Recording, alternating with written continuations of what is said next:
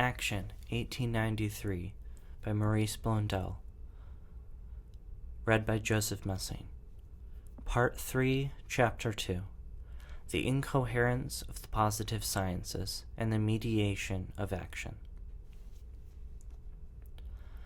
It is a fact that between the deductive sciences and the experimental sciences there is a fruitful commerce. Science itself seems to have no reason for being, nor power for progress, except through this assiduous exchange. It is the unity that makes up its strength and assures its dominion. But does science itself account for this real and uncontested unity? Let us look at its double point of departure. On one side, mathematics, thanks to a fiction that works, supposes that the analysis of the real is finished. But since, in fact, the analysis is never finished and never can be, it is in this sense that they have an ideal and transcendent character with regard to empirical knowledge. Hence, without going on indefinitely in an indefinite regression, or an infinite regression, mathematics is grounded in the one, as if experience reached the atom or the point, and in the homogeneous, and in the continuum of space, size, and number, as if these were realizable or verified limits of sensible discontinuity and heterogeneity. The antinomy of the simple and the multiple, of indivisible and of indefinite divisibility, is presupposed as resolved in mathematics. That is the very principle of all calculation, and through this daring artifice of thought, which success justifies, we act as if we had in hand what will always escape our grasp, unity in the homogeneous continuum.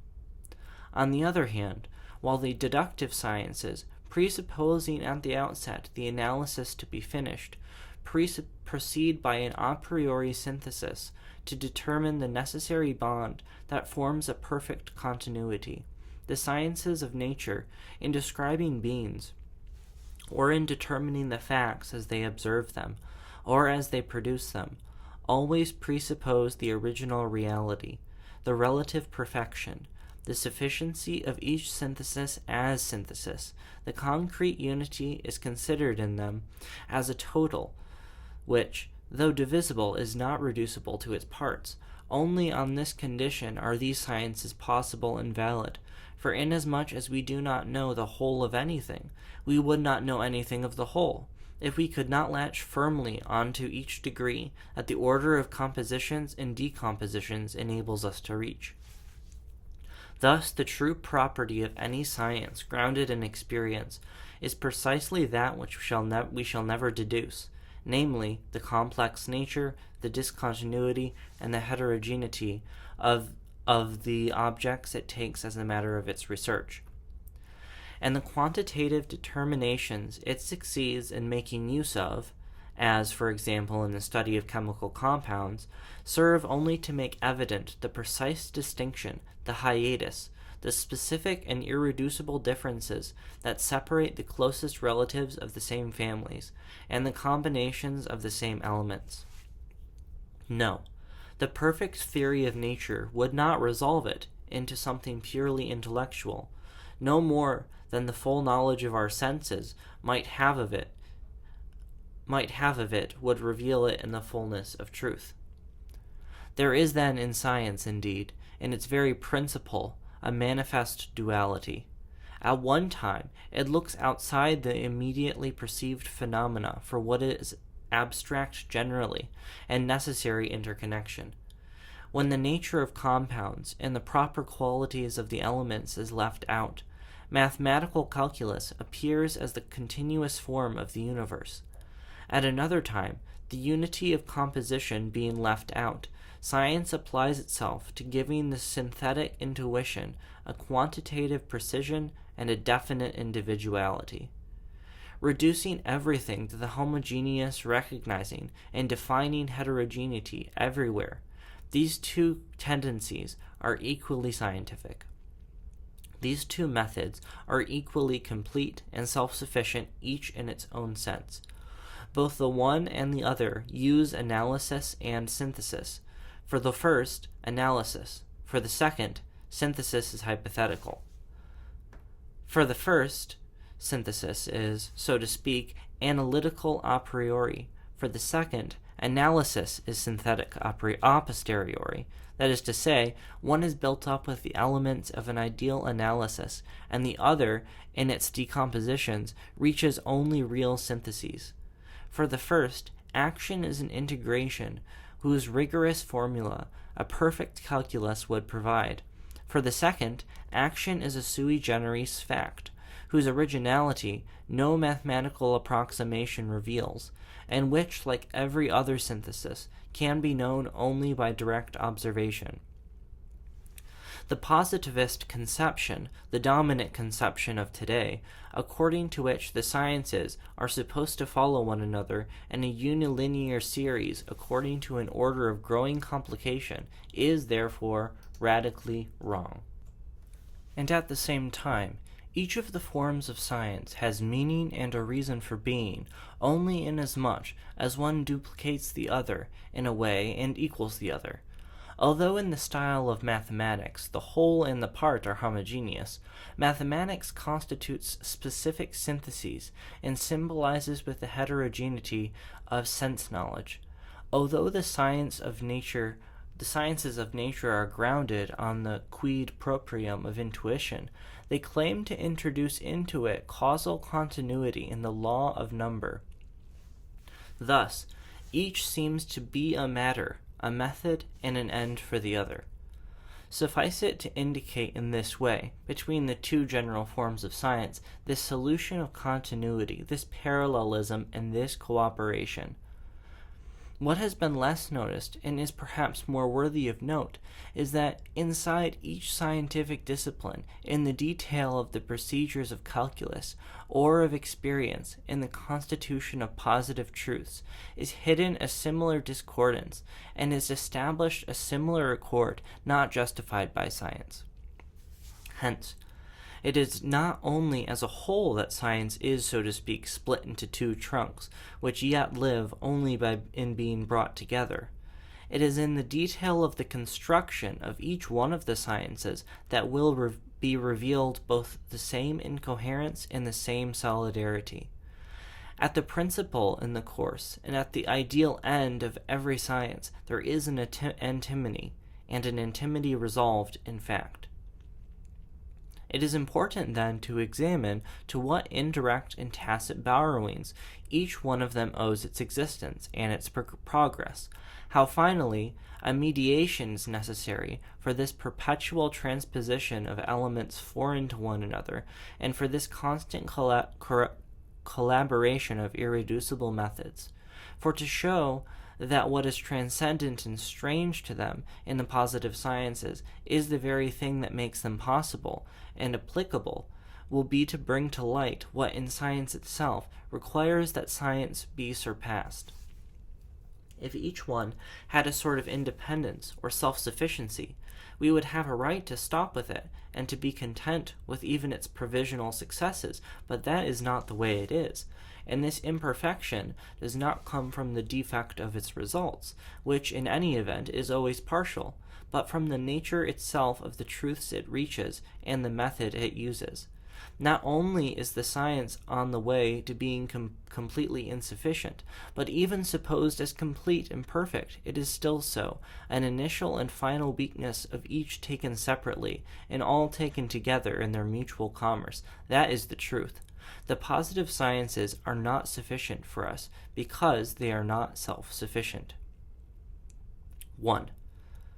From the simple and homogeneous, which they suppose from the start as the end of their analysis, and which they posit in the principle of their constructions, the exact sciences derive their a priori syntheses.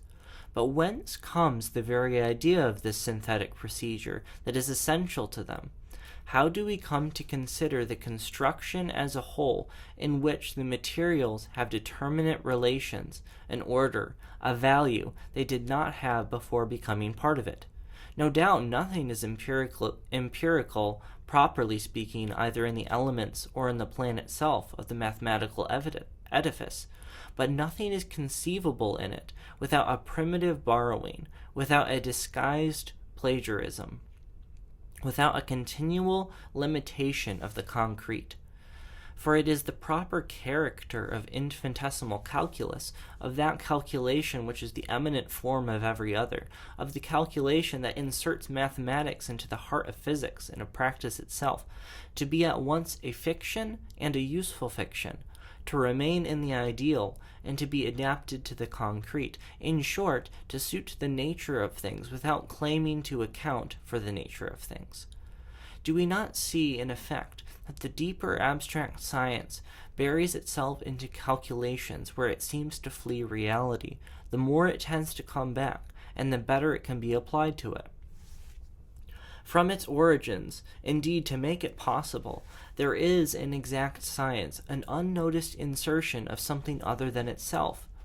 As Helmholtz remarks, by taking it as an experimental basis, this simple fact, this simple sentiment, that in our interior life, a fact retained by memory has preceded the actual fact, we can rationally construct all the vast edifice of modern analysis. What does this mean, if not that all successive syntheses are a priori, but that the idea itself of synthesis and the existence of every mathematical relation is grounded in a real experience, on the sentiment of a complex unity, as is that of a state of consciousness or of a mental action? The ambition of the exact sciences is to produce from the continuous and the homogeneous they dispose of at the start of all the diversity of formulas and theorems that more and more equal the multiplicity of the forms of life. From the elements they combine, they constitute, as it were, ideal species, whose properties and generic individuality, so to speak, they consider. But if at the heart of each of these analytical groupings a unity is formed, if there is a distinct integration of the integrated elements, it is through a daring which mathematics takes advantage of without justifying it in any degree. A synthesis constituted a priori, a system of homogeneous elements considered as heterogeneous to them, a whole, analytically formed and seen as non-decomposable into its component parts, that is strangeness itself, and it is not even wondered at. Thanks to a schematism borrowed by way of transposition and analogy from sensible intuition, and which is like a perception of the unreal or of an imagination of the imaginary, thought is exercised on a fictitious matter abstracted from the positive experience. And having eliminated the sensible quality vinculum perceptionis, the bond of perception, it relies in this sort of analytical syntheses on a pure experience and on a world of intellectualized phenomena. If from this point of view we examine for a moment the development of the exact sciences, we will see in them the image of the evolution which the sciences of nature will claim to give as a description of the organic world. And through this parallelism worthy of attention, we find in mathematics the constant and indispensable influence of a conception foreign to mathematics. They were born, these sciences, only from the moment when in the homogeneous and in the continuous they supposed a differentiation and possible relations of size and number. That is the ideal matter on which they will impose the form of their deductions. Possessing only this pure abstract at the beginning, they look at the element at first as isolated and inert, even without composition and spontaneity. It is through this abstract simplicity that they have access to righteousness, to clarity, and to exactness. Single element is juxtaposed to single element in the whole. And according to this first mechanistic conception, the universal system and each particular synthesis is nothing more than an elementary relation and an order of the constitutive parts. Any problem can be reduced by analysis to what is simple, without any need for looking at the intrinsic organization itself of the composite. Thus is constituted the quite abstract and quite homogeneous first milieu, wherein will be deployed, like a hierarchy of more and more organized forms, the growing complications of science. Thus, through an original elaboration, the fundamental The fundamental principles of rational mechanics emerge from experience. That is a necessary fulcrum, but it is only a point of departure. Composites symbolize with symbols, as Leibniz notes. That is to say, that in turn, they can be considered as unities, but as complex unities, and that between the element and the whole, a hierarchy of definite constructions is inserted. Always, then, the same postulate reappears. A mathematical construction is constituted, without having recourse to, and without ever reaching the quid proprium, something proper, of empirical intuition. Through the force of analysis alone, as an original novelty and an a priori synthesis. And in this rational world are formed closed systems and a whole set of subordinate functions, just as are established in the world of living beings multiple relations, an organization of parts, and an accumulation of vital force. The composite, then, behaves like a single center, like a whole. And in the unity of its development, there is a world of internal movements, intimate echoes, and repercussions of energy. Thus, dynamism is added to mechanism, or even substituted for it without suppressing it. The progress of calculus from Descartes to Leibniz was to grasp this complex unity along with the infinite it harbors, the effort it envelops, the action it produces. It is in this way that sensible qualities themselves, through this mediating notion of the infinite, are reducible to, or rather, convertible with, mathematical expressions. What does that mean here again, if not that the deductive sciences go beyond and advance only by accepting a notion that contradicts them and by inserting within themselves, as it were, an admission of their incoherence? Leibniz, at the very moment when he sees to what extent the concept of an actual infinite number is contradictory, admits that every finite reality contains an actual infinite. That is to say, that calculus can reach empirical data only by bringing the real and the zero together with the data in the infinite. And the mathematical infinite, whose character is quite negative, since it is proper to the limit never to be reached. Here, then, it is the fiction itself which enables us to reach reality. Descartes surely had a vivid sense of this difficulty. It was even the springboard for his entire metaphysical enterprise. But he tied experimental knowledge to deduction only with an artificial bond, totally sacrificing one of the aspects of the problem and subordinating sense intuition to the universal mathematics he dreamed of establishing.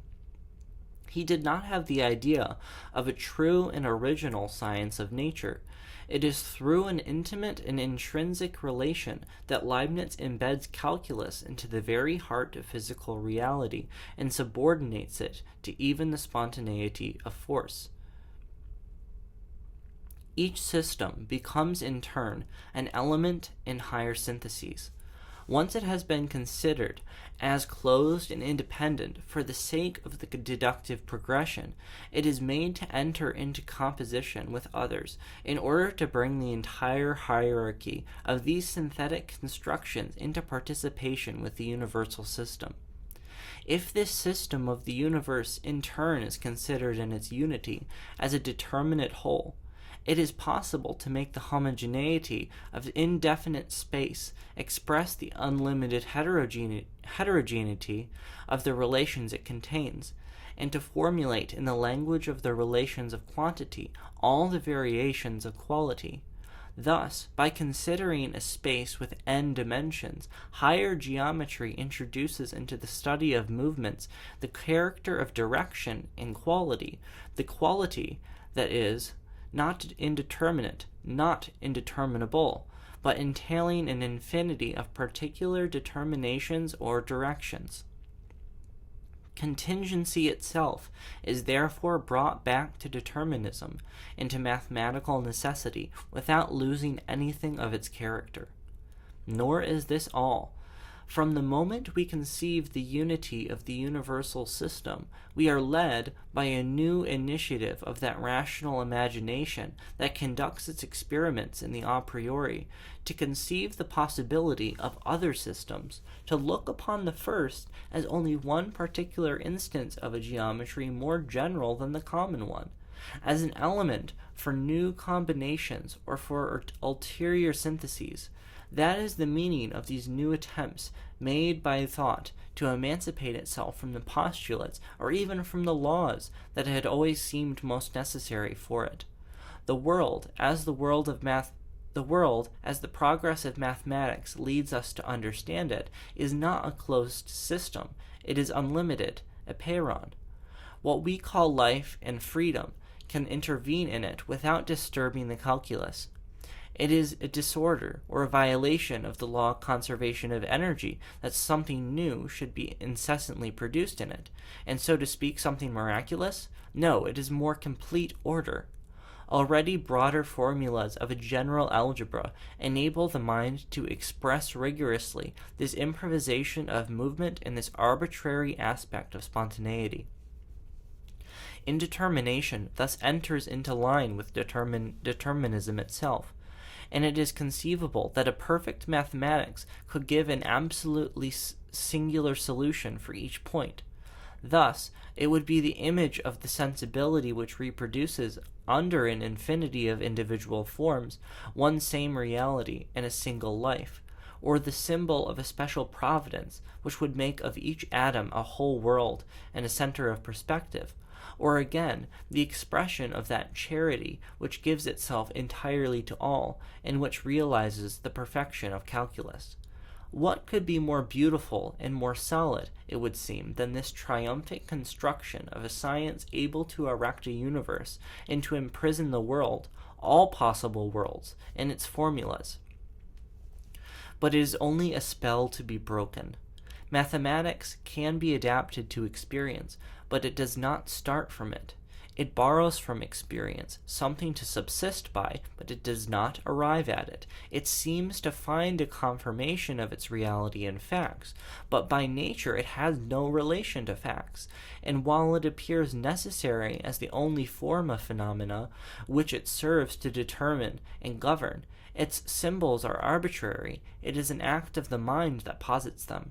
To grasp this act in the quick, think of the mathematical limit which is never reached, but which we must begin by admitting as given in fact. That is to say, that at the end we must still presuppose the point of departure, that the final certitude remains grounded on the initial fiction, and that the highest guarantee of calculus is outside of calculus. We do not reach the limit. We start from it in order to be able to come back to it, while inserting under the fact the whole world of mathematical determinations. Or rather, we come back to it as if we started from it. We start from it as if we were coming back to it. External to science, the limit is necessary for science. And this fiction, which makes infinitesimal calculus possible, is identical to the simple operation that posits unity. Everywhere the same cut in the same suture.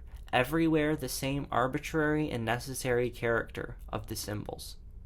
The exact sciences, then, remain marked with this triple stigma that even down to their most tenuous tissue.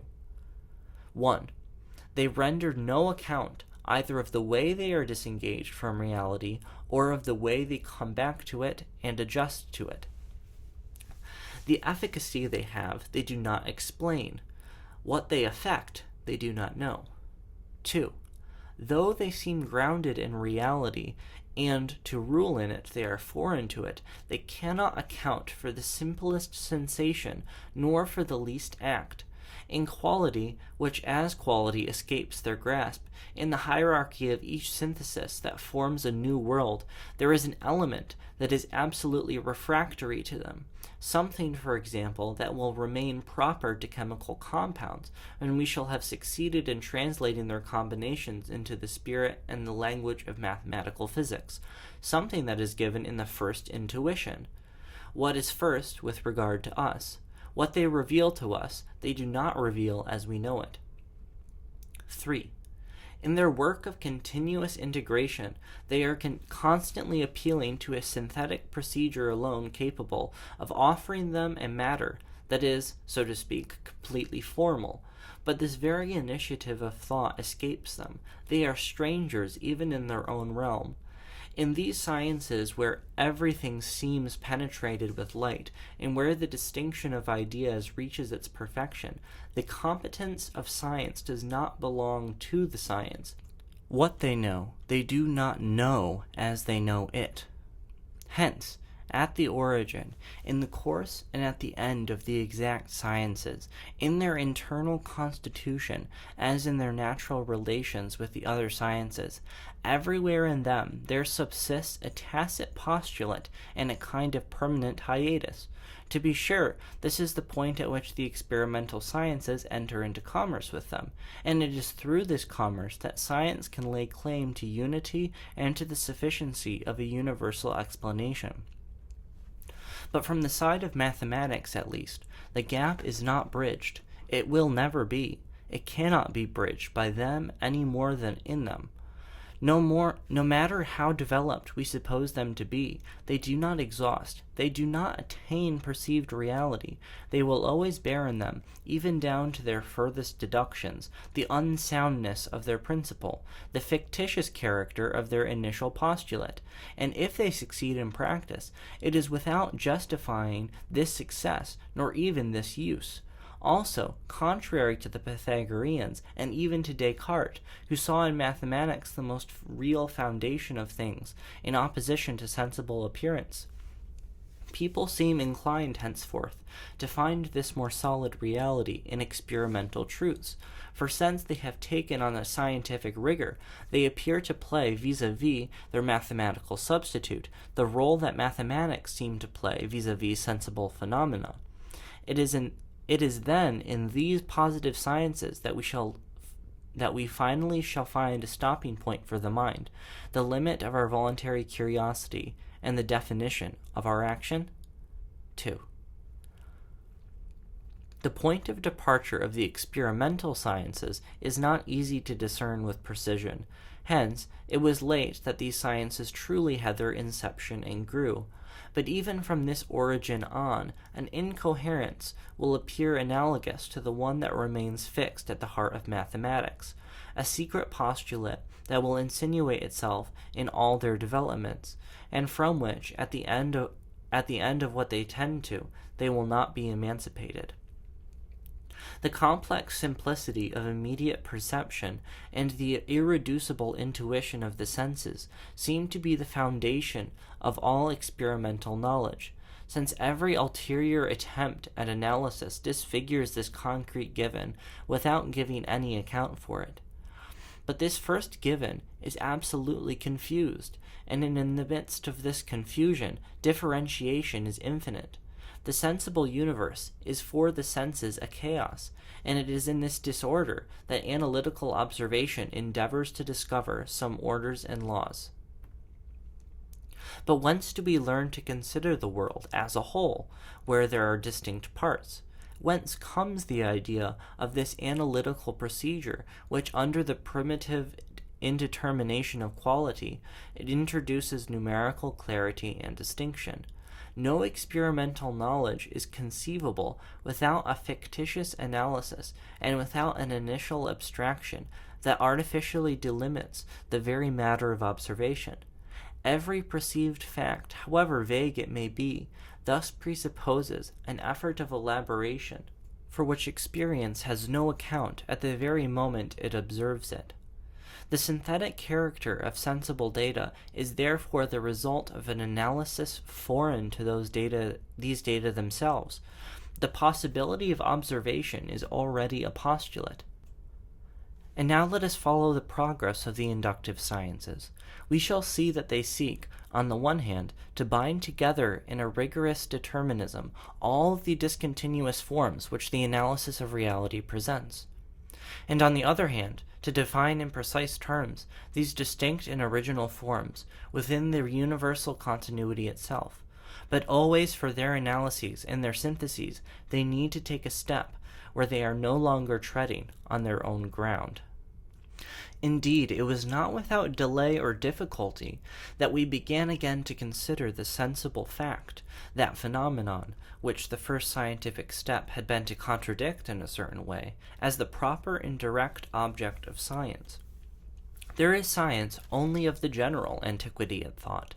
Henceforth, the perspective seems almost reversed, and it seems that there is science only of the concrete, the positive, the particular. As much as the fact and the individual were scorned, so now we like to look for a precious lesson in singularity and anomaly, and we know how to make the monstrous exception produce an abundance of new truths. How then have we managed to introduce into the study of the qualitative and discontinuous phenomenon an order, a precision, a determination, which have made or will make possible a true science of experience? It was by the concurrence of these two conceptions, which developed separately, and which have not yet to this day succeeded in coming together on all points. On one side, the idea of a necessary succession of phenomena; on the other, a numerical characteristic for the diverse sensible species; science of the concatenation of facts, science of the real forms and of their relations. 1.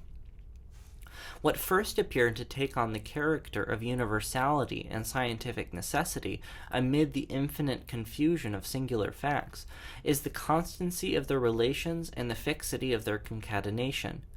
Now, to establish these long sequences of facts integrated into laws analogous to the long series of deductive truths, not only is it necessary to have recourse always to the artificial analysis whose indispensable role we took note of for any observation of facts, but also, through a new effort which sensible intuition does not justify, we must provisionally abstract from the original content of each contingent phenomenon, to consider only its necessary form. Thus it is that, in affirming universal determinism, the physicist, through a redirected borrowing from mathematical conceptions, is only designating with a symbolic expression that single formula which governs and determines the immense concatenation of phenomena with their growing complication. That is how the hypothesis of the unity of forces expresses what in observation is foreign or even contrary to observation, which never grasps the homogeneous and continuous, that is to say, without being a mathematic of nature, since they do not go back to the pure and fictitious unity which ideal analysis alone reaches. These sciences are nevertheless like a mathematization of experience, for starting from the concrete unity they behold from observation, they assume the mathematoid form, so to speak, of the exact sciences. Fundamentally independent from them, they still live and develop only by incorporating into themselves, in a subalternate and subsidiary role, all the resources of mathematical calculation. Sciere et mensare, to know is to measure, according to the saying of Kepler. The introduction of mathematics into the sciences of nature does not therefore constitute an autonomous mathematic. There they are only an instrument subordinated to a method opposed to their own. The calculations in them are not strictly calculation, so that, to study the simplest measure of physics closely, one has to squint somehow. And yet the convergence of these divergent rays seems natural and perfect. It is enough for the physicist to set up a coherent relation between the intuitions of experience that entail no direct measure and certain symbols submitted only to the double condition of being measurable and of conventionally representing empirical data. What he is looking for is a manageable summary and a systemic coordination, not an explanation of experimental laws. And what is arbitrary in his initial convention persists in all developments and even in the best verified results of science. But mathematical physics is not the whole of the science of nature. Parallel to it, and even prior to it, another form of scientific experience has developed. Indeed, while some were discovering the laws that express the constant succession of phenomena, others were endeavoring to determine the sensible species and the living forms, without suspecting at first that there might be a real solidarity and continuity between these sciences of facts and those sciences of beings. And already, to discern the distinctive and hierarchical characters of each of the syntheses realized in nature, a difficult effort of analysis was necessary. All the ancient classifications exhausted themselves in the effort.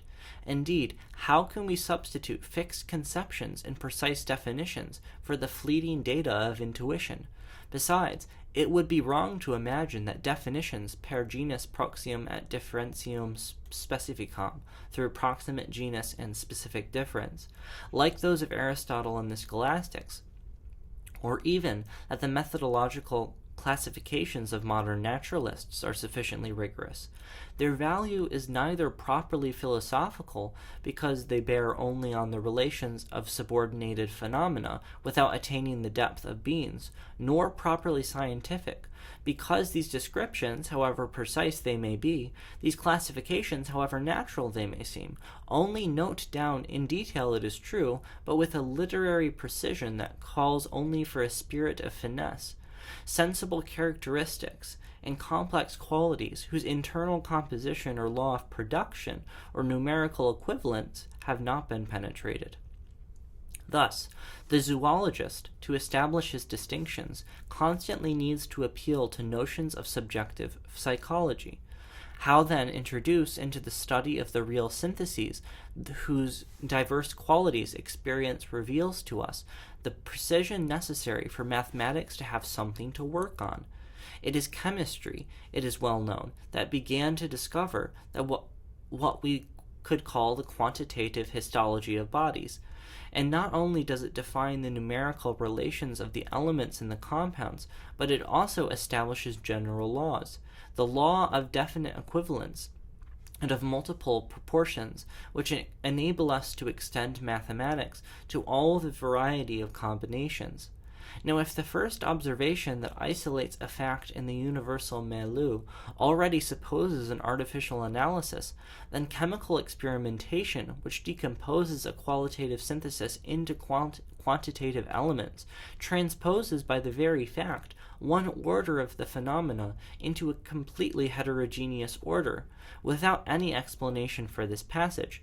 In order to introduce the scale into the laboratory, and to express in function of a unity of weight the body submitted to experimentation, one had to have in view something other than a banal weighing, a weighing which, besides implying a mental operation analogous to the association of a continuous duration with the divisions of a space measured by a regular movement, one had to be looking for a way of translating the quality of a synthesis into definite quantities of its elements.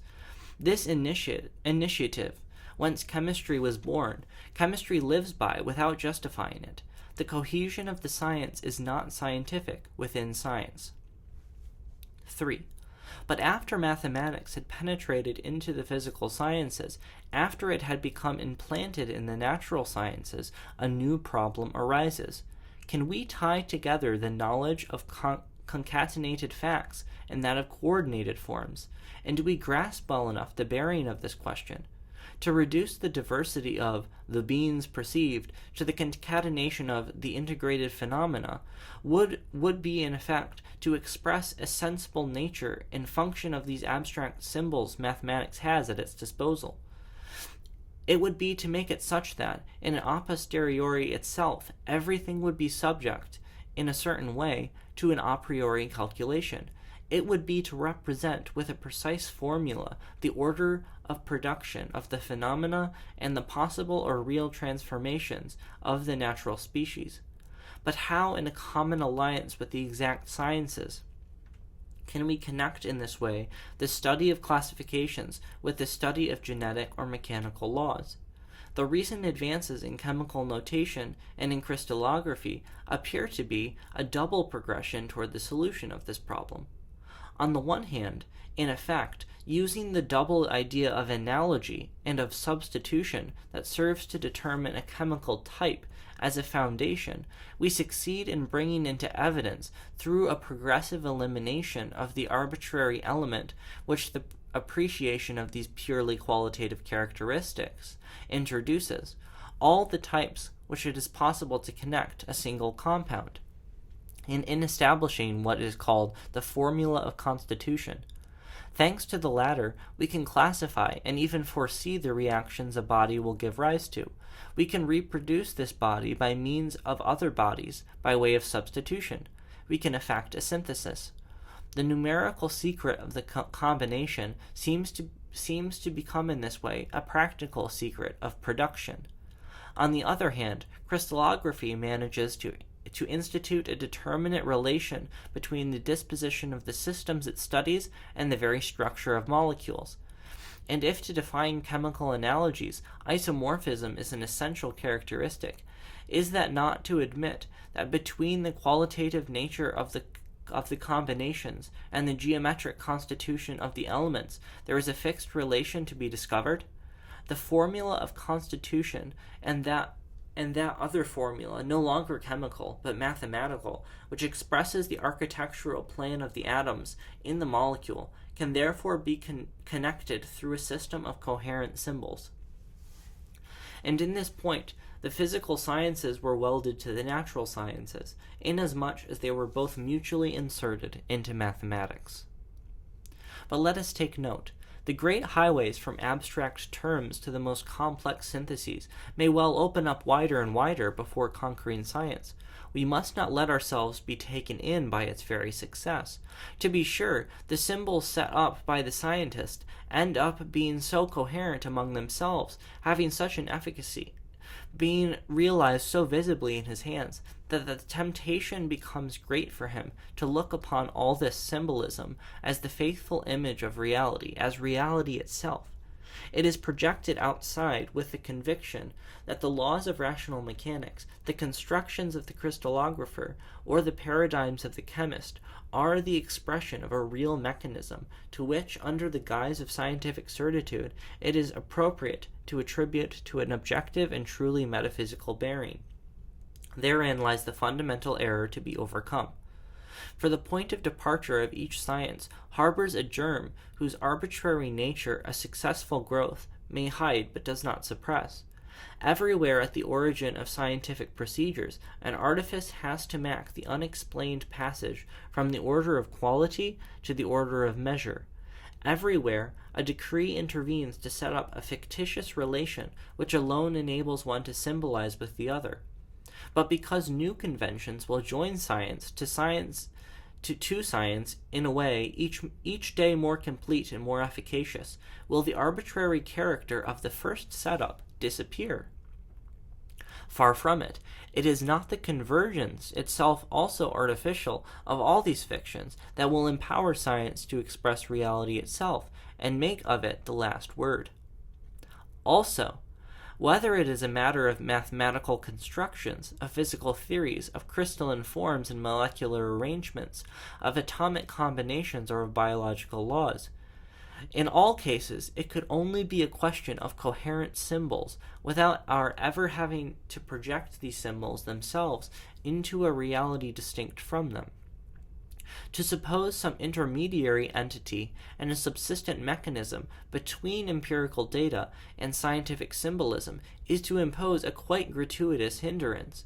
It is to give rise to complications that restrain the fruitfulness of science by depriving it of the diversity of useful theories that can be developed at one and the same time, from the moment when, instead of seeing explanations of things in them, we look only for a means of coordinating experimental laws.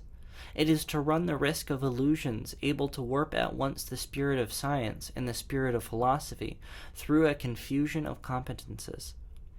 To be sure, theories and calculations always have to be referred to an experimental verification.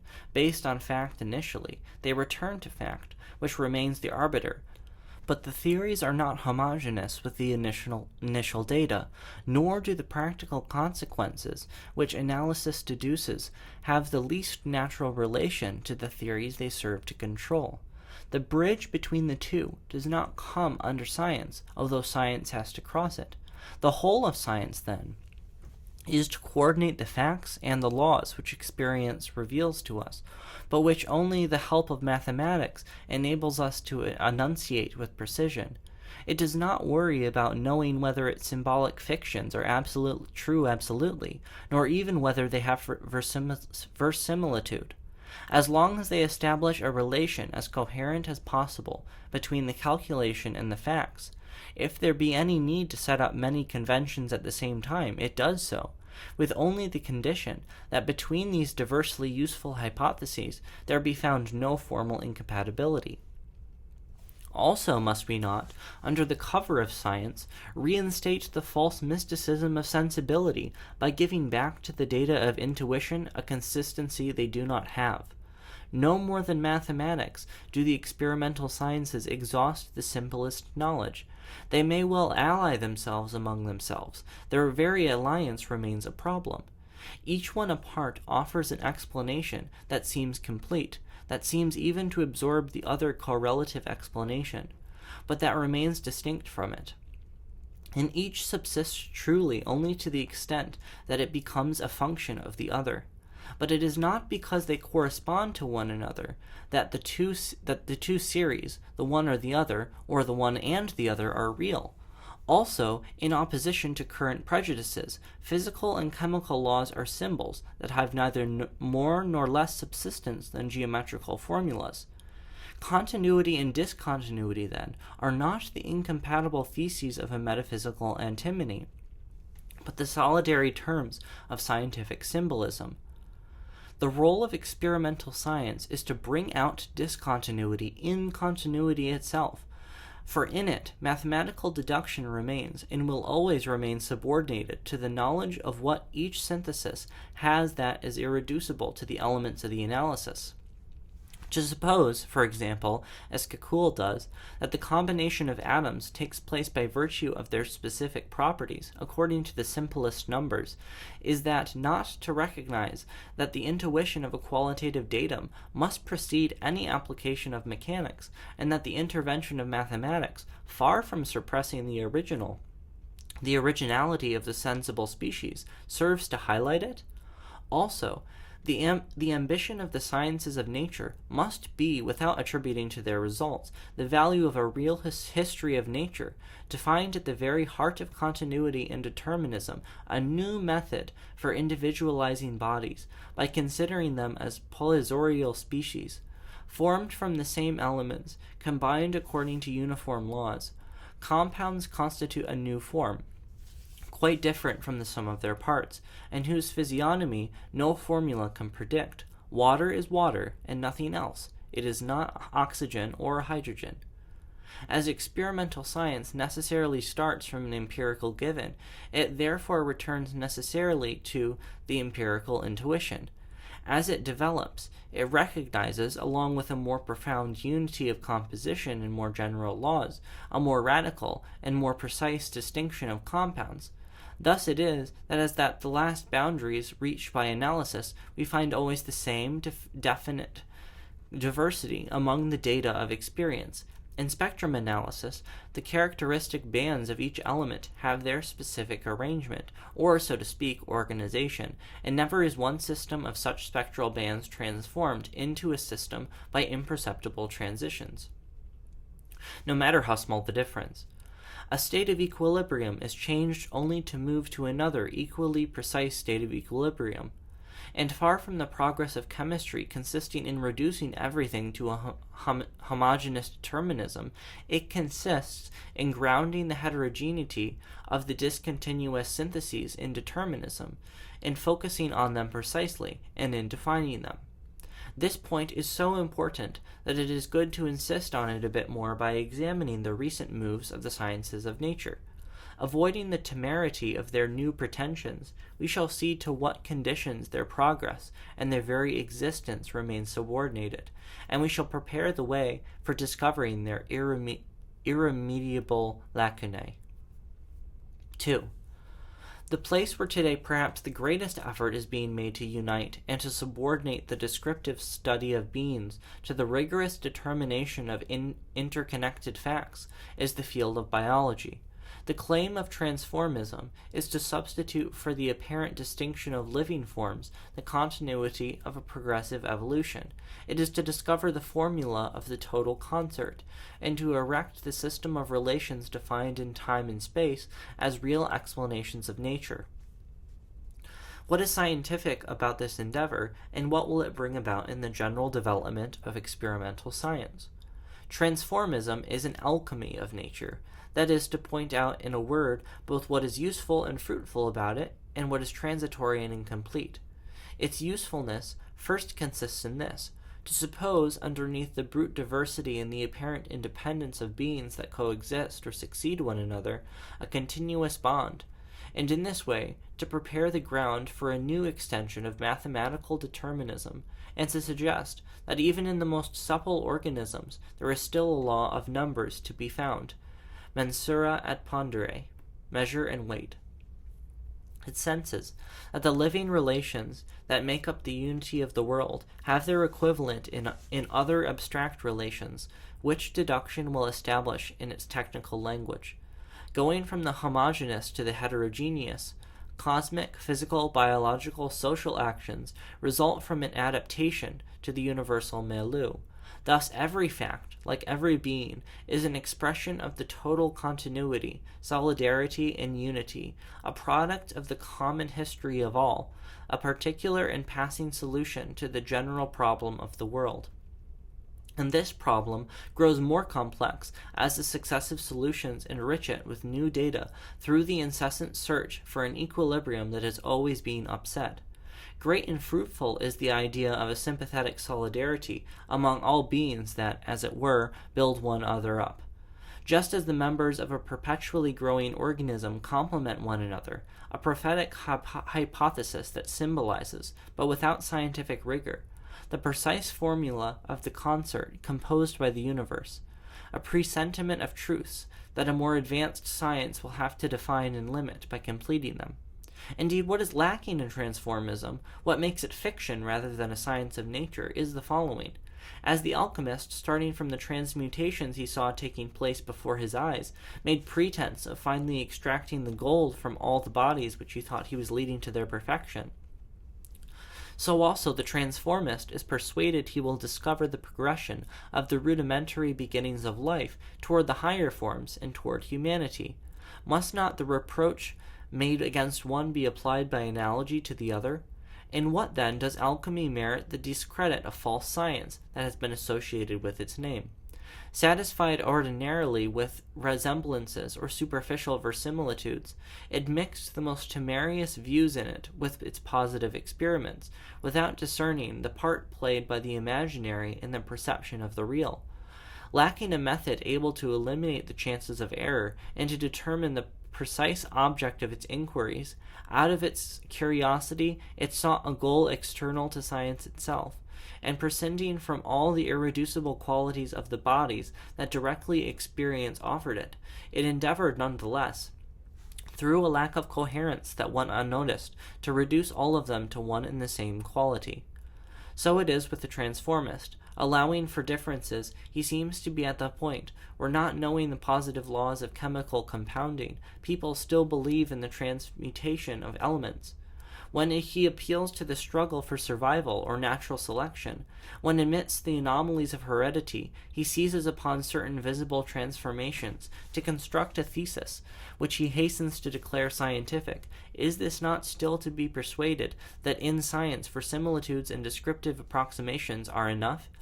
It is not to proceed by half measures, without being careful first to define and delimit the affirmations through the negative method of counter-proof, which alone can eliminate the causes of illusion, and impose rigorous conclusions, and confer upon them a demonstrative value.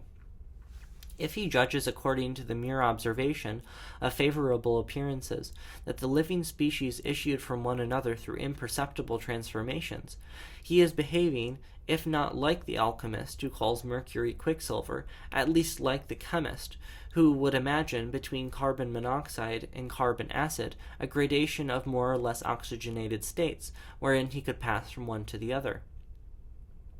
To judge roughly about organic modifications or resemblances, to presume imperceptible transitions, to hope that by pulling the stages of the universal metamorphosis infinitely closer together, we shall cause all difficulty and all discontinuity to vanish, like a housekeeper who disperses a pile of dust to make it invisible to less observant eyes. Is therefore to make illegitimate use of mathematical analogies and of the illusions of the imagination in opposition to the method and the originality of the natural sciences. As legitimate and scientific as it is to establish the close dependence of parts that sustain one another, and to have the same elements and the same laws of composition circulating from one end of the world to the other, it is no less temerarious and inconsistent to misrepresent, in the midst of a certain homogeneity, to equally certain heterogeneity. For even supposing that in the laboratory of nature we were to see a new species come from a determinate species under the influence of complex causes, as unforeseen combinations are formed in a retort where many substances are mixed together, the problem of the transmission and the transformation of the organism would not thereby be resolved. If the alchemist were inconsequential in suppressing all the specific qualities of bodies to look for one final quality, the transformist is equally inconsequential when he prescinds from the derived species, as if it did not have its irreducible quality, in order to concentrate on the original species, on the primitive cell which he considers as a fixed datum. The former did not believe in the specificity of metals, and yet he was looking for a fixed species, gold. The latter does not believe in the specificity of organisms, and he claims to reduce all beings to one type. That is to say, in abstracting from the heterogeneous quality, he misuses homogeneous continuity to definitively set up one initial or final quality, as if there could be one unique type from which the others would come, through combination, in the same way as quantities come from numerical unities. Therefore, we must admit from the start, and beginning with the first germ of life, an infinitesimal coordination of parts, a specific system, a combination of the organized elements that is quite sui generis. Otherwise, there would be no biological chemistry, nor any science possible about life, because everything would be amorphous in life. If a definite synthesis changes, it can only form another definite synthesis, just as a distinct individual comes from a distinct individual. Whatever the origin of the living species, the question of their fundamental difference, therefore, remains intact. There is an essential distinction on which the positive character of the sciences of nature depends. The problem of the real origin and of the constitution of beings is quite different from the problem of the historical descent and the organic composition of living forms. And in order not to do metaphysics without knowing it, we must separate these problems, since science is forever incompetent regarding the first. Under what condition will phylogeny and ontogeny take on a properly scientific character, and what will remain of transformism, when after ceasing to be a doctrine, and to aspire to pronounce the last word, and hold the great secret of things, it takes its place in the system of the experimental sciences, which will preserve and surpass the truth of this hypothesis, as of so many others, after having avoided and condemned its excesses. To the extent that one can look into the future, no doubt this much will remain. We shall know scientifically that from the last, always provisional element that analysis will reach to the most complex synthesis of life, there circulates one and the same sap and the same formula of composition. Already, crystallography is studying the architectural plan of the atoms in the molecule. If it succeeds in determining how the elements combine and are composed, how they are juxtaposed and crystallizing according to mechanical laws, which mathematics will be able to grasp, then organic compounds will themselves be able to be defined rigorously in function of their histological structure. Then we shall no doubt know how the connection of organs and their correlation of forms, whose harmony among higher beings seems to obey more a law of aesthetic finality than a geometric order, depends upon the specific nature of the elementary combinations that are expressed in the whole of the living being. We shall know how the organic synthesis is subject to the precise laws of crystallization, how even the varieties of races, according to Milous, is a case of polymorphism. Thus the unity of composition in nature and the universal concatenation of facts, forms, and beings would no longer be an indeterminate hypothesis or a vague approximation based on verisimilitudes or generalities. It would be a formula that deduction could exploit, and which would verify in rigorous detail the old saying, Homo de limo terrae, man is from the slime of the earth.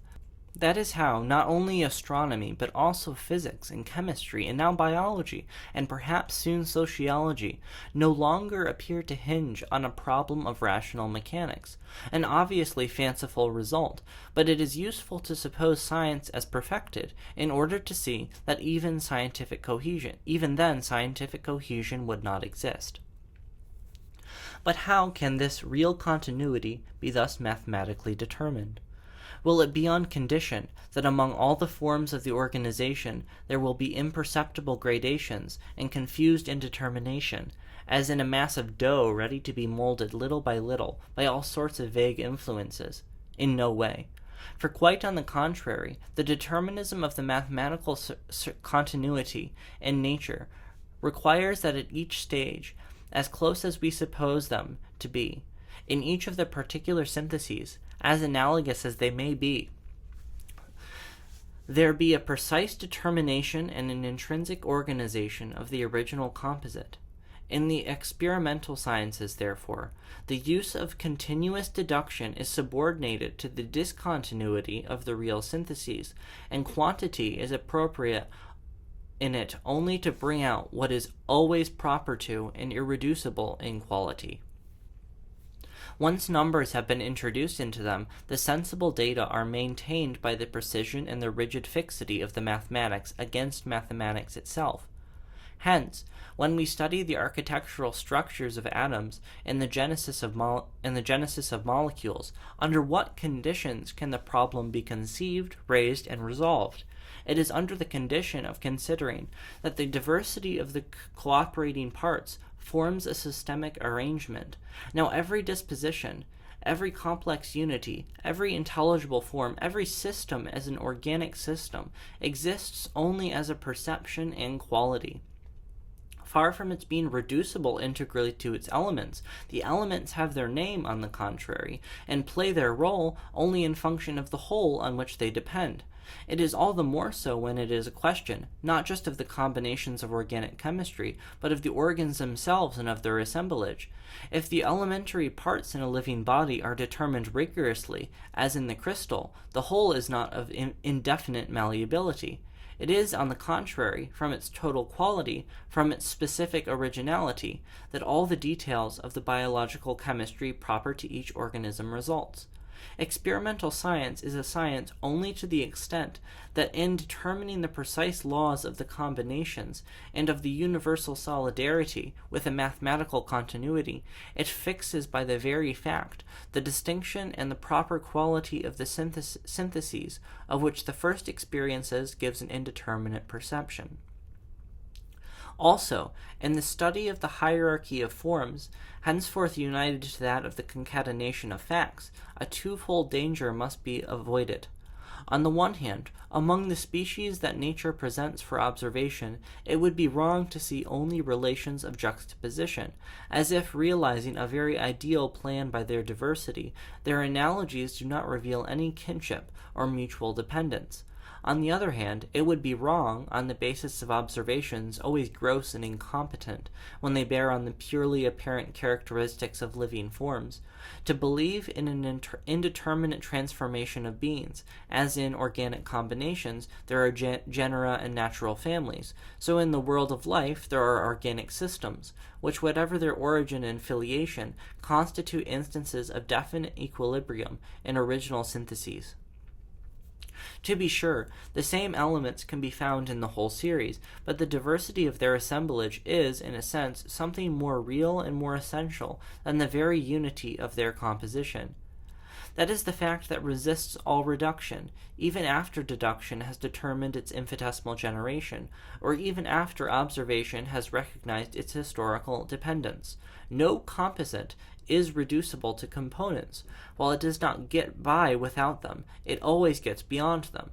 That is why the relation of cause to effect cannot be analytical, and whoever recognizes this truth no longer has the right to reduce everything in nature to the determinism of facts. In short, the bond between the closest states is never perceived by direct experience, even when we know their conditions, their relation, and their connections.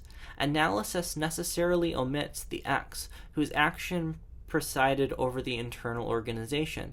Even the recomposition does not reveal to the observer the profound operation that takes place below the sense level, and unknown to his calculations.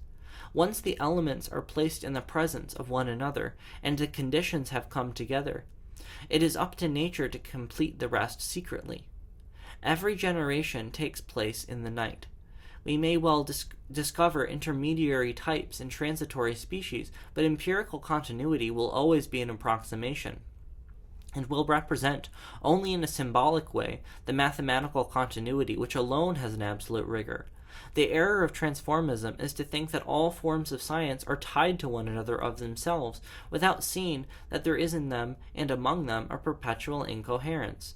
By attributing to the value of a universal explanation to the very thing that needs to be explained, it falsifies what scientific truths it has to offer through the illegitimate extension it gives them.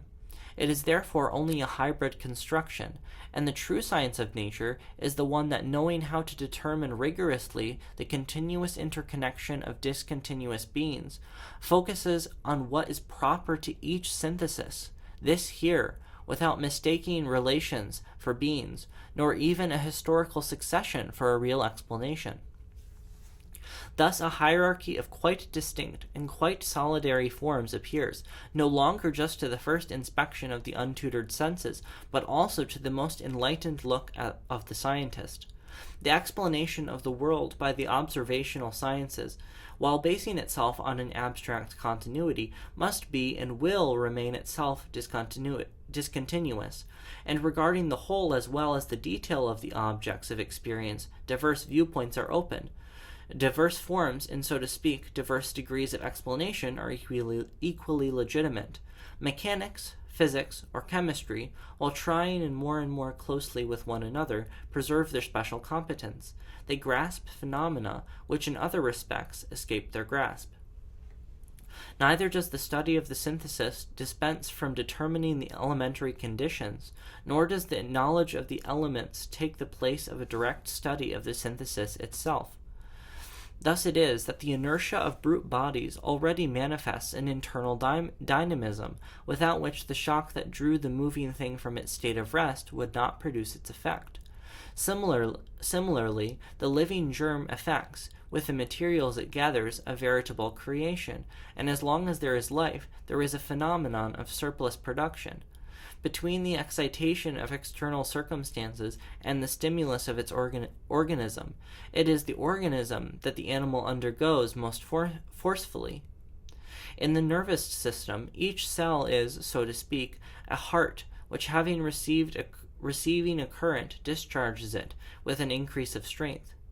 Psychophysics brings out the victorious progression of effort over the resistance to be overcome, and the intensity of what it calls the psychic reflexes.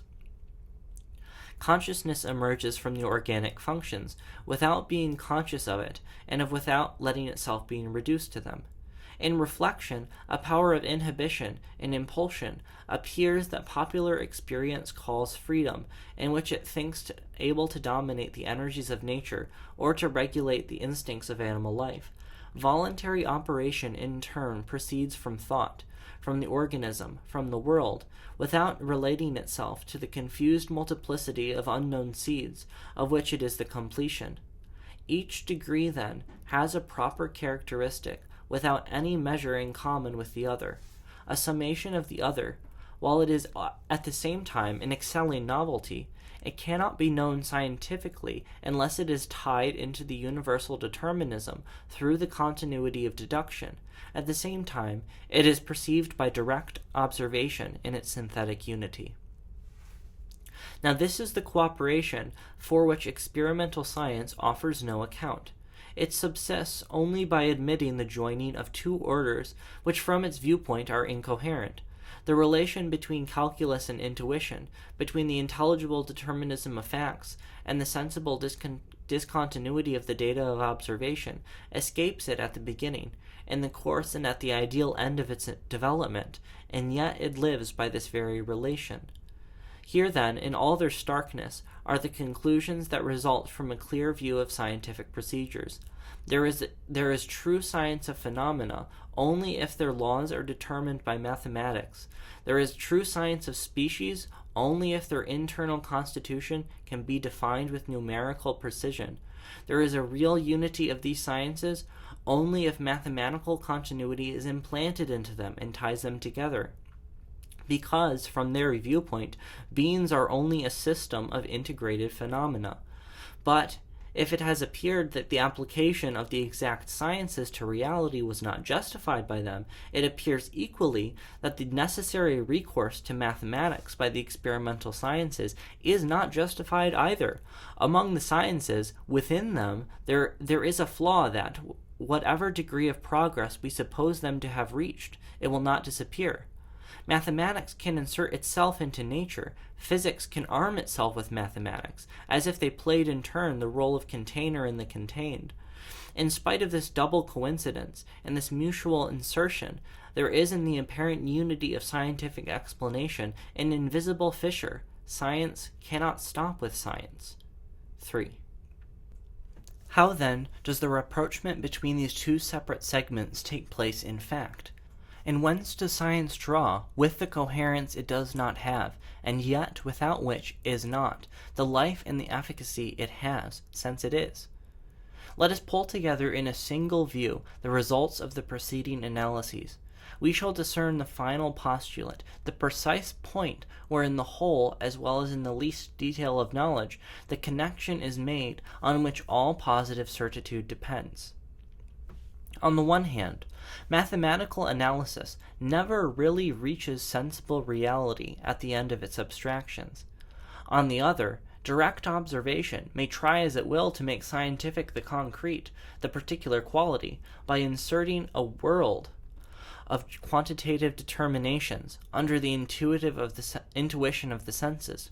Far from making the qualitative phenomenon disappear inside an abstract formula, it makes an irreducible originality stand out. Neither experience can furnish the pure abstract, nor mathematics the true concrete. For mathematics is based precisely on the idea that real analysis goes to infinity, and experimentation on the idea that mathematical constructions do not produce the real synthesis.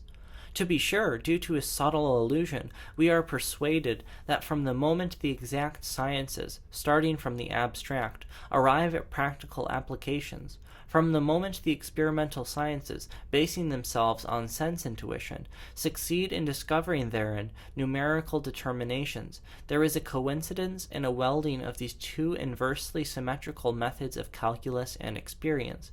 Yet there is nothing of the sort, for the meaning of unity, of analysis, or of synthesis is by no means the same on both sides. In its calculation, experimental science never attains the calculus, because for it unity is not the abstract principle of ideal analysis, but a concrete element. Moreover, there is no scientific truth of any order whatsoever where this duality is not to be found. For every mathematical construction presupposes, so to speak, an imaginary experience of synthesis as synthesis, and every distinct observation requires an effort of abstraction, which in the confused mass of intuition determines a unity and numerical relations, to which sensible quality remains irreducible. Now, to define the difficulty in this way is to say that it is resolved in fact, but that far from seeing in the effective success a solution, we should see in it a problem. 1. It is resolved in fact. All the antinomies some have claimed to find in the realm of speculation reside in science itself. Seen from the depth of things, they do not have a bearing on being, and it is not ontology that is at issue. Under the guise of combating the metaphysical illusion, Kant, by force of acquired habit, was still subject to a metaphysical illusion when he transposed the question: continuity and discontinuity, determinism and contingency, analysis and synthesis, deduction and the production of effects, distinct from their conditions. Those are the terms of the conflict, and the conflict arises at the heart of positive knowledge.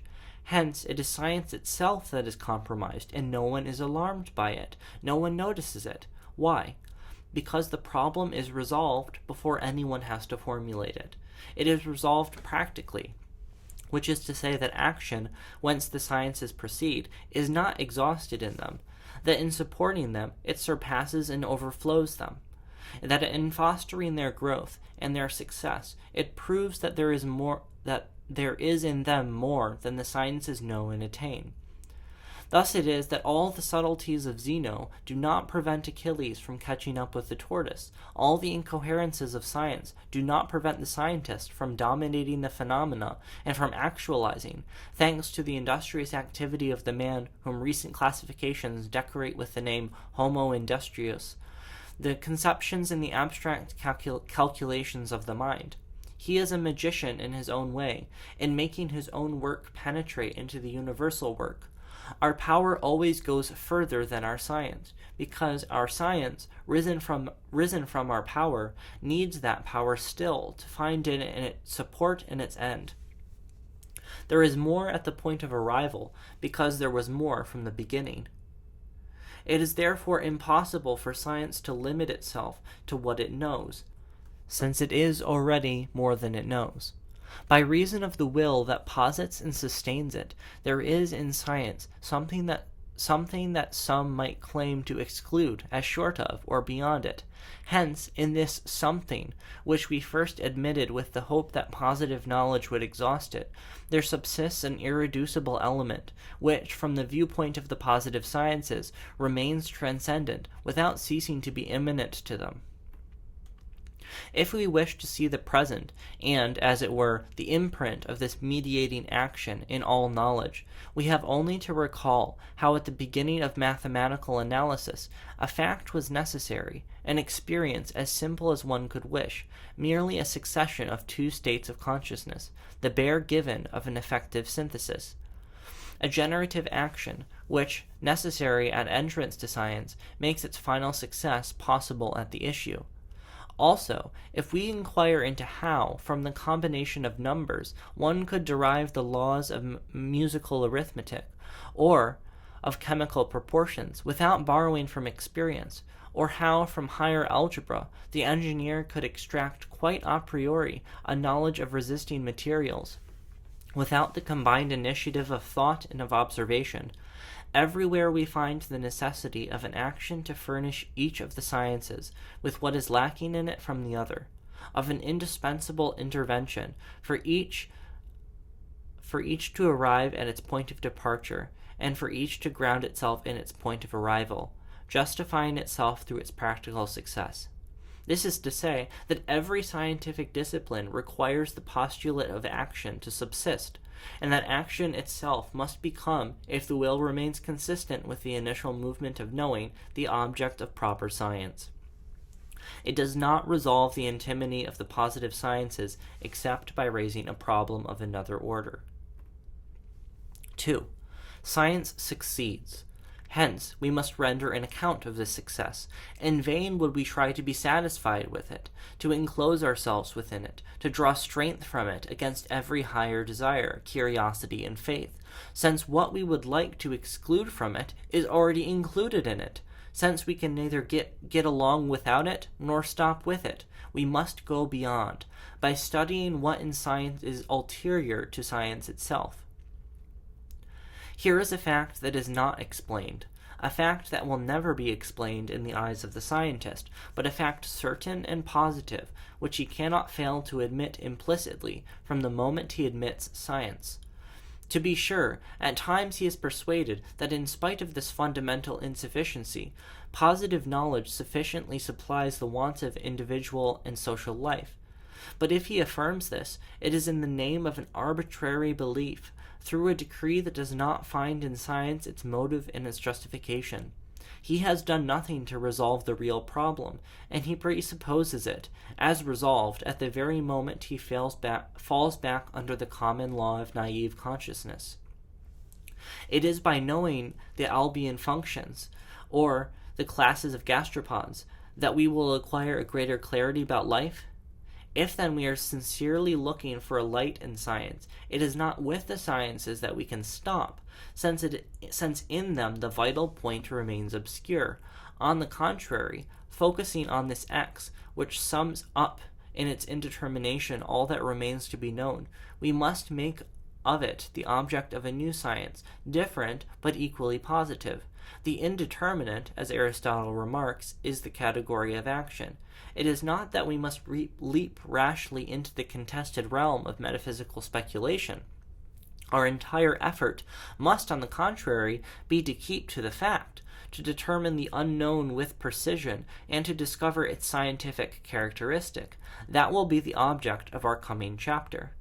From the preceding analyses follow considerable consequences. 1. The positive sciences, in the whole of their extension, result from a constant association of two irreducible orders. 2. By reason of this very incoherence and solidarity, they constitute simply a symbolism, arbitrary in its principle, coherent and related in its continuous development, verified by its applications. 3. But neither do the theories have any essential relation with the experimental consequences they seem to arrive at, nor does the given of experience have any essential relation with the mathematics that seems to be realized in it. Moreover, both the one and the other, without any natural relation between them, are without natural relation to any third term whatsoever. No intermediary reality must intervene in science between the two fundamental series of its symbols. Each series finds in the other its matter and its apparent reality. Each series, though irreducible to the other, has to symbolize with the other. There is, then, in sum, a double reciprocal symbolism which gives positive disciplines their relative solidity. They are all the more true as they adapt to one another with greater ease, precision, and coherence. But in themselves they are not more true one than the other. 4. It follows from this that the sciences do not have to preoccupy themselves with explaining the basis of things. They have only to constitute a system of coherent relations, starting from different conventions, and to the extent that each one of these different hypotheses is verified in fact. As there are many ways of demonstrating and expressing a known truth, so also there are many ways of reaching an unknown truth and many ways of knowing it. Thus, the variety, the fruitfulness, and so to speak the freedom of science is unlimited. 5. Thus are removed the shackles that once subjected the sciences to the fictitious necessity of faithfully representing and entirely constructing an objective world, a world they were able to present to minds charmed by the certitude and to the precision of their results as if it were reality itself, a world of prestigious mechanisms where one could not tell whether it was the work of the senses or of reason, of physics or of metaphysics. Thus, instead of trying to realize the schemata of crystallography or the construction of metageometry, we must guard against attributing a substantial truth even to the space of Euclidean geometry or to the atomistic hypotheses of chemistry. 6. Thus are equally removed the ancient chains that seem to rivet science to philosophy. Every speculative construction that takes scientific symbols and positive truths for materials is ruinous. To science belongs the notions of invariable sequences and of unconditional causality. But from the necessity of the truths it establishes, we must not conclude to any necessity of nature. For in it there is no nature, there are only relations. And the arbitrary character of the initial definitions and conventions limits the necessity of scientific relations to those relations themselves. 7. But does this mean that the sciences are to see their relations with philosophy fall apart, and that they are no longer an integral part of the human problem? By no means. These bonds that must be broken from the viewpoint of knowledge are restored from the viewpoint of action. Hypotheses, symbols, explanations may change. Indeed, they will surely change. What will remain is the activity of the mind in the construction and the mutual adaptation of these theories, as well as the very significance of scientific research. Positive knowledge is not exhausted in its own work, and what makes it be does not restrict it to what it does and knows. We cannot believe that the sciences do not have a real bearing. They have one indeed, but otherwise than what we ordinarily suppose, and contrary to what we imagine. For it is in what is scientifically, and so to speak objectively determined, that the arbitrary part and the subjective mark of human intervention resides, and we must look for what reality they do have in what determines them, and not in what they determine. 8. Thus, the vice of the positivist or evolutionist conception becomes manifest. The subject, it is said, is not of itself the object of science. It is known only through the other scientific methods in function of positive facts. It is an epiphenomenon, entirely reducible to the external side, a reverse side. Surely an error. Subjective knowledge has a proper object, since its reason for being is precisely to be what the other sciences are not, and that without which other sciences would not be. 9. Thus, moreover, is resolved, from a positive viewpoint, one of the essential problems critical philosophy had left on another ground. Instead of taking the immediate intuitions of sensibility as points of departure, why not take advantage of the felicitous effort which science makes to shed light on this first given of life? The usefulness of the preceding analyses is to introduce all the achievement of science as a contribution to the critical study of knowledge. It is to show, by merely looking at the procedures and results of science, that this entire part of our intellectual richness and our practical efficacy bears only on the relations of phenomena. 10. Thus the old question of the originality or the innateness of our thought is reduced to its positive terms. What the senses and the sciences grasp of their object, far from explaining the rest, can subsist only in function of something left over. If it was of any use to insist on the incoherence of the most certain methods and truths, it was to bring out at the same time the certitude of what maintains their solidarity. Thus are established at once two conclusions, apparently contrary, but in reality correlative. The sciences give no light on the foundation of things. The sciences require the mediation of an act irreducible to them.